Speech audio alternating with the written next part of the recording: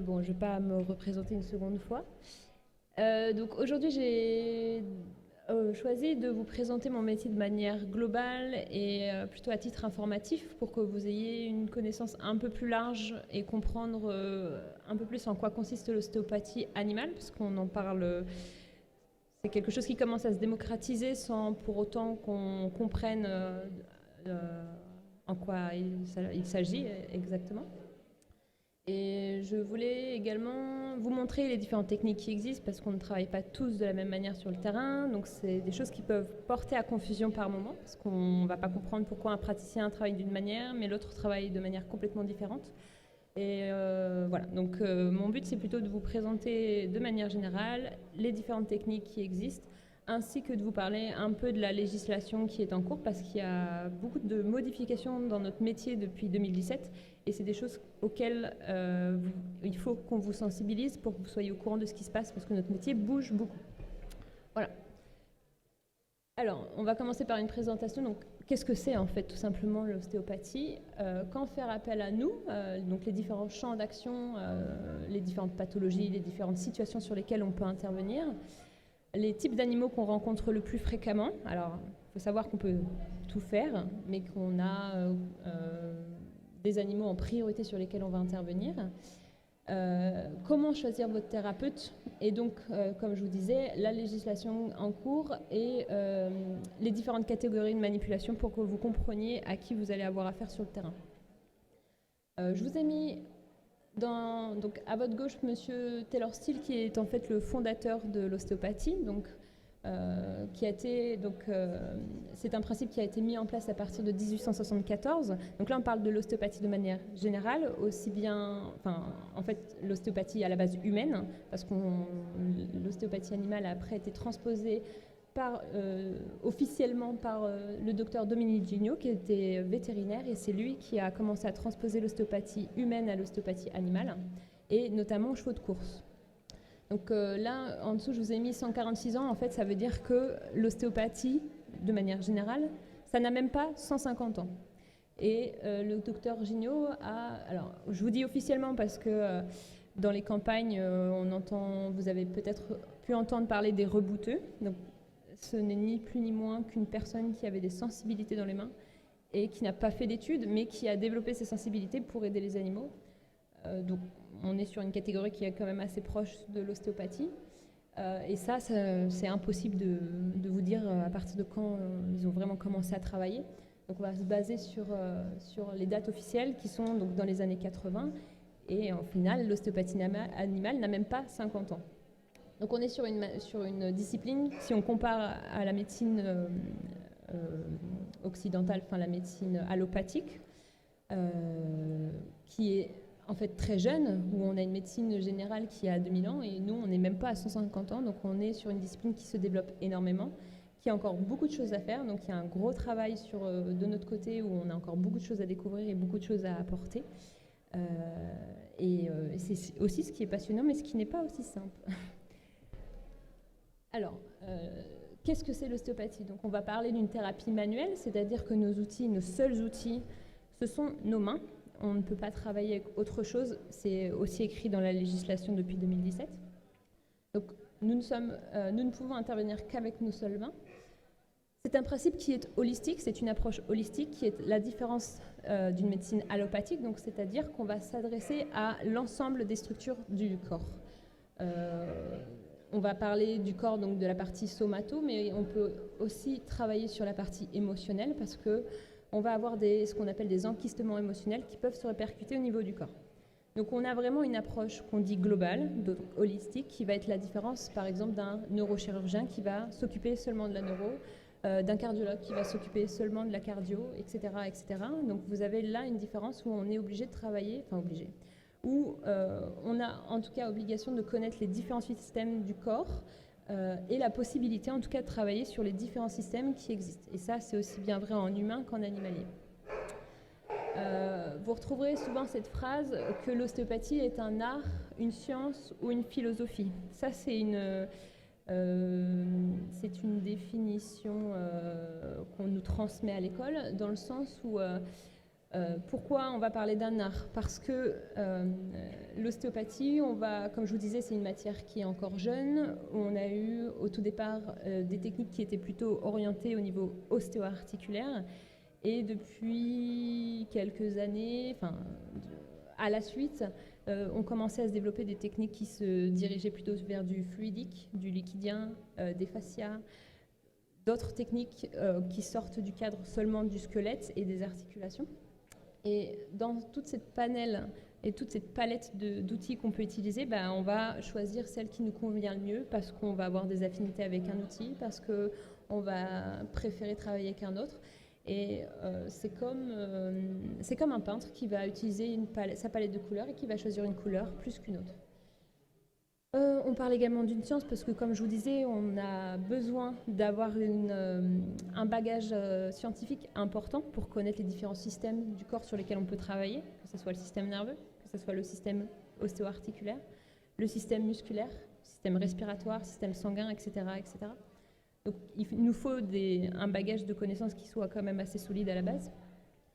Et on va parler d'une philosophie parce que c'est une manière d'aborder le vivant, c'est une manière d'aborder le soin qui va être encore une fois complètement opposée à l'allopathique. Donc on revient sur ce point holistique.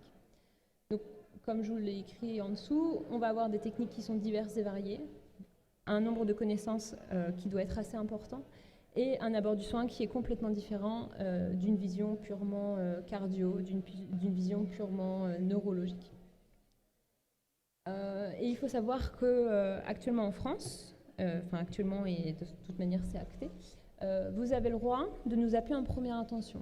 Ça veut dire que nous ne sommes pas sous tutelle vétérinaire ou sous subordination d'une quelconque autre corps de métier du soin animalier.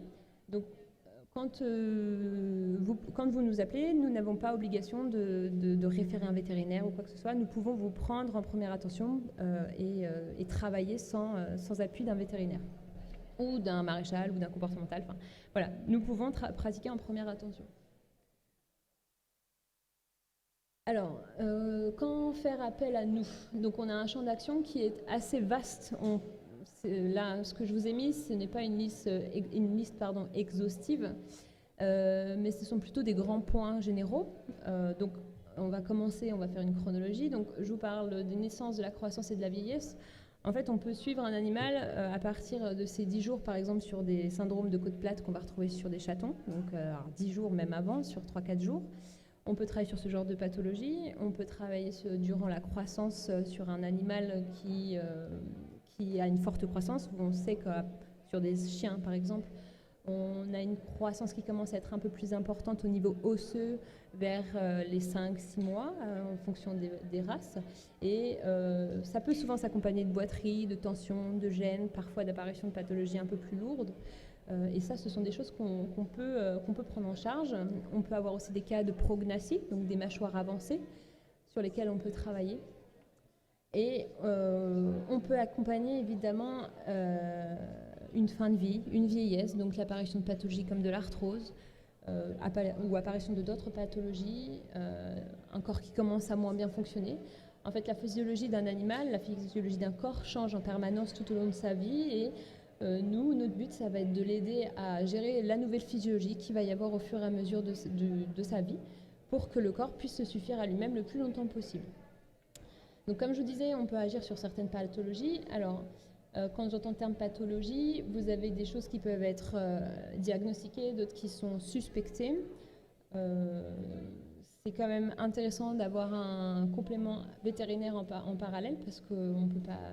En tout cas, nous, si on a un doute, on est obligé de vous renvoyer vers un référent vétérinaire. Et donc, les cas les plus courants qu'on va rencontrer, donc c'est des animaux qui commencent à avoir de l'arthrose, donc qui peuvent être liés à l'âge ou qui peuvent être liés à un effort intense, des animaux qui sont très sportifs et donc une usure qui peut être prématurée des articulations. Des problèmes de hernie discale, alors si vous avez des bulldogs, vous comprenez de quoi je parle, parce que c'est très récurrent sur ce genre d'animaux et on peut en fait tout simplement travailler sur les compressions de la colonne, sur la hernie, sur le disque intervertébral, Pour décompresser la zone, on va travailler sur les fascias, on va travailler sur les muscles, on va travailler sur toutes les structures autour de cette gêne, de cette zone qui est en crise, qui est en inflammation. Tout simplement pour détendre les structures, calmer l'inflammation et permettre au corps de travailler avec cette nouvelle physiologie qui est une apparition de hernie, qui est avec une protusion qui n'est pas encore, qui peut être plus ou moins bien placée, qui ne nécessite pas encore forcément l'intervention chirurgicale. On peut intervenir sur différentes boiteries, comme je vous disais, sur la croissance, sur une boiterie suite à une entorse. On a un panel hyper large et varié d'actions sur lesquelles on peut, de situations sur lesquelles on peut avoir une action. Alors, ensuite, je vous parle d'animaux passifs. Alors, quand je dis passifs, c'est sous-entendre les animaux de compagnie qui n'ont pas forcément un sport très régulier, des animaux qu'on peut dire canapés. On peut travailler sur des animaux très actifs, sur des animaux qui vont faire peut-être un peu de randonnée, des chiens qui ont un tonus. Enfin, si je compare, par exemple, des chiens de travail type... Pourquoi ça défile tout seul? Tu fais des bêtises. Voilà, on peut agir vraiment sur différents types d'animaux. Ça va passer aussi bien de l'animal qui ne fait pas forcément grand-chose chez lui à un athlète de haut niveau. Donc on peut être du chat qui fait sa vie toute la journée sur son canapé à un cheval qui fait des courses... Qui fait des courses ou qui fait des championnats de France, des championnats du monde. Voilà. En post-opération, donc ce qui est intéressant en fait à retenir en post-opération, c'est que quand vous avez une intervention chirurgicale, on va avoir une intrusion au niveau du corps. On va couper des tissus et le fait de couper des tissus va créer après une cicatrisation. Et quand vous avez une cicatrisation, les tissus ne vont pas parfaitement bien se reconstituer dans le sens où vous avez normalement des strates qui se superposent pour qu'on ait un glissement qui soit optimal, un glissement optimal et une souplesse optimale des différentes structures dans lesquelles on va couper. Alors que quand on a une opération, les tissus ils vont se reconstruire de manière anarchique, donc on va avoir des enchevêtrements de tissus qui vont créer de grosses adhérences. Et ça, typiquement, sur des stérilisations ou des castrations, c'est dommage parce qu'on n'a pas assez de référencement vétérinaire post-cicatrisation ou stérilisation et ça crée très souvent des problèmes de genoux, donc apparition de rupture de ligaments, apparition de boiterie, apparition d'accrochement rotulien. Voilà, donc on a une zone d'adhérence qui est très importante post-opération et qui va derrière créer une perte de mobilité sur cette zone d'adhérence et qui va demander à l'ensemble du corps, en tout cas au reste du corps, de devoir s'adapter avec cette tension qui est présente et donc potentiellement créer une inflammation plus loin dans le corps puisqu'il faut compenser cette perte de mobilité. Donc voilà, nous vraiment le but c'est de faire en sorte que l'entièreté du corps puisse avoir une fonctionnalité optimum et limiter toute zone d'inflammation. Et bien évidemment, on peut faire un check-up général, ça peut être une séance annuelle pour vérifier qu'il n'y ait pas de tension, pas de problème particulier, parce que c'est pas forcément évident. Alors, sur des animaux qui font du sport, le propriétaire va souvent avoir un œil un peu plus aguerri, dans le sens où une perte de performance va permettre d'être un signe déclencheur. Perte de performance sur un animal de compagnie, où on n'a pas forcément une activité physique intense avec. Ça peut être un peu plus délicat à savoir si on a des signes avant-coureurs ou non de changement de mobilité, de perte de mobilité. Et donc, c'est assez fréquent qu'on puisse nous appeler, en tout cas sur des chiens ou des chats, pour vérifier qu'il n'y ait pas de tension particulière qui échappe à l'œil du particulier, notamment. Alors, petits et grands animaux. Donc, j'ai préféré illustrer pour vous montrer sur quel type d'animaux on travaille en général. Alors, il n'y a pas tout. Donc les chiens, les chiots. Donc la deuxième photo, vous voyez en haut à droite, c'est un chiot. Et j'avais un petit assistant avec moi, parce que les chiots, ça peut être très turbulent et c'est pas forcément évident. On peut travailler sur des chèvres, on peut travailler donc sur les chevaux, les lapins. Le petit chat, là, si Colette, elle est dans le coin, j'espère qu'elle le reconnaît, parce que c'est son chat. Et évidemment, les bovins, c'est la nouvelle... c'est le milieu dans lequel on commence à intervenir de plus en plus, parce que, comme je vous disais, c'est surtout les rebouteux qu'on voyait dans le milieu rural, sauf que les rebouteux, maintenant, soit ils sont à la retraite, soit ils sont morts pour une partie. Et donc, il faut bien que quelqu'un reprenne le flambeau. Et on est beaucoup appelé de plus en plus sur les bovins, tout simplement parce que c'est des situations un peu particulières. On va surtout intervenir en urgence, donc des vaches couchées, des vaches qui boitent, des vélages compliqués, des veaux qui ont du mal à téter, qui ont la difficulté à la succion, difficulté à marcher. Voilà, donc on va intervenir sur des pathologies et sur des situations qui sont en urgence et où très souvent le pronostic de l'animal est engagé. Parce que si on ne peut rien faire, très souvent c'est vétérinaire pour euthanasie.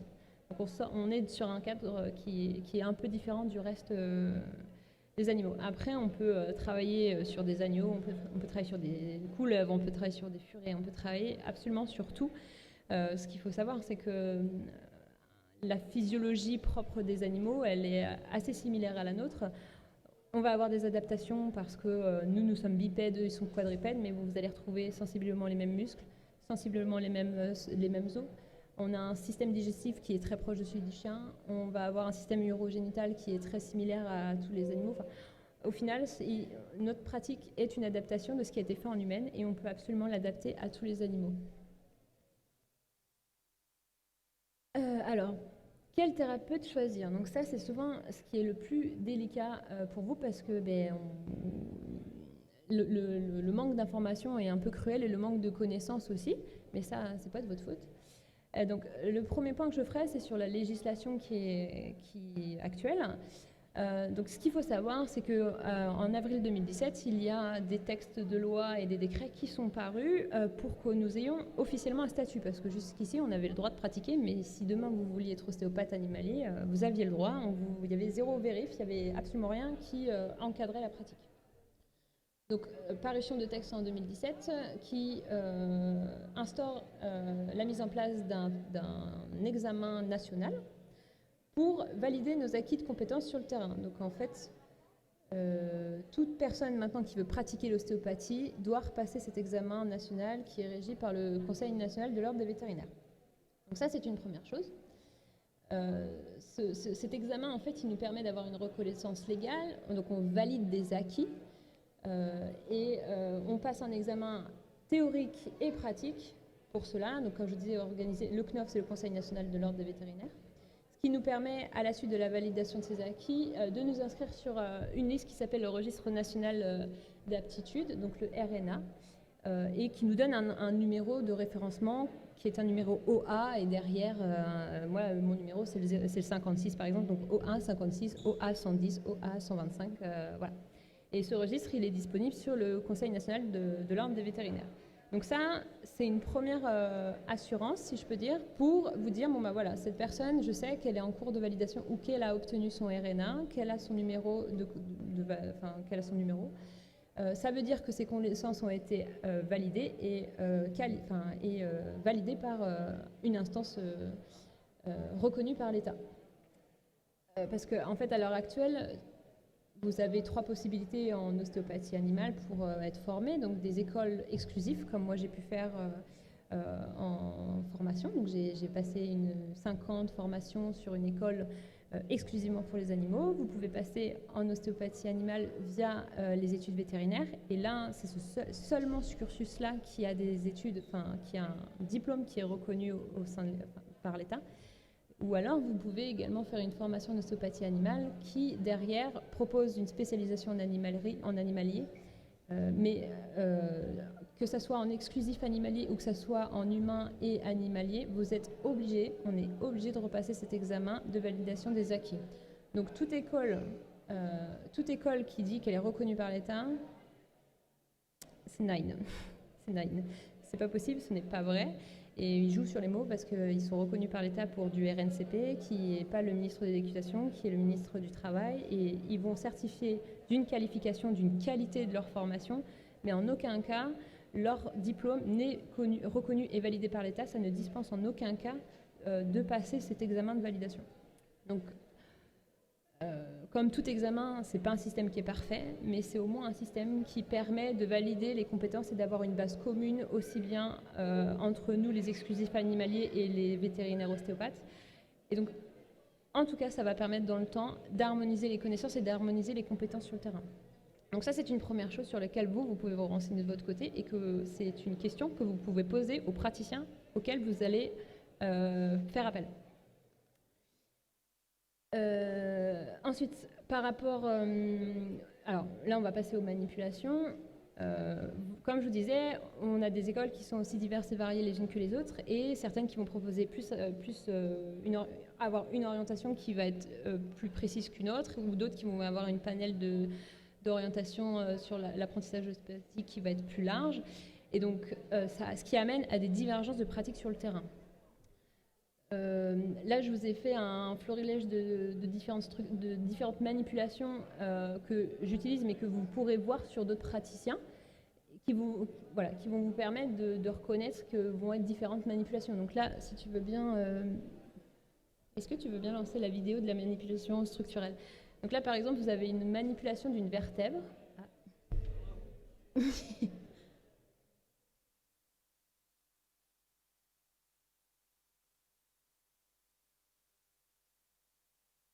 C'est pas celle-là. Tu peux pas revenir sur l'autre? Tu peux pas revenir sur l'autre? Ouais. Sur celle-là, là. Tu peux pas la faire? Ah bon, bah d'accord. Tant pis.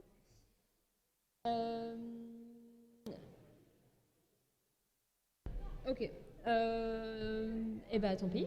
Bon, en gros, vous avez donc des manipulations dites entre grands guillemets structurelles qui vont principalement s'orienter vers des structures ostéo-articulaires, donc les articulations à proprement parler. On peut également travailler sur du musculaire avec ce genre de technique. Et c'est des manips qui sont plutôt impressionnantes souvent à voir. Et je voulais vous mettre celle-là qui était la plus impressionnante en général, qu'on fait sur les chevaux, pas sur les chiens, pas de cette manière-là. Et que vous pouvez revoir assez fréquemment sur divers praticiens. Sur celle-là, est-ce que par contre il veut bien... Est-ce que vous voulez bien me lancer celle-là? Donc ça, là on va passer sur des techniques tissulaires, donc encore une fois avec des grands guillemets, qui vont être moins impressionnantes sur la réalisation. Là on voit par exemple que j'ai les mains sur la crinière du cheval, et normalement elle est plutôt... Et là on a un animal qui bâille, qui ferme les yeux, et bon, apparemment ça n'a pas l'air trop désagréable. Donc c'est des techniques qui sont beaucoup moins impressionnantes que les techniques articulaires, mais que vous pouvez aussi retrouver. Et on a vraiment on est un peu les deux extrêmes, quoi, parce qu'on est vraiment sur des techniques qui ne sont pas du tout démonstratives quand nous on les fait, qui peuvent l'être par le biais des animaux, comme ici. Voilà, mais voilà, c'est un peu les deux opposés. Donc pour vous expliquer que vous avez tout et son contraire qui se fait, mais ce n'est pas pour autant que l'une est meilleure que l'autre. Voilà, là on a un travail qui se fait via, alors c'est pas une vidéo, mais vous avez un travail qui se fait via la queue de l'animal, où justement on va pouvoir travailler principalement sur la colonne vertébrale. Vous avez des choses qui sont hyper variées et que vous pouvez voir. Vous allez avoir des praticiens qui vont faire que de l'ostéo-articulaire, d'autres qui vont faire que du fascia, ou enfin que du tissulaire, ou d'autres qui vont mélanger les deux. Moi je mélange les deux. Et là je sais pas, celle-là va pas marcher non plus.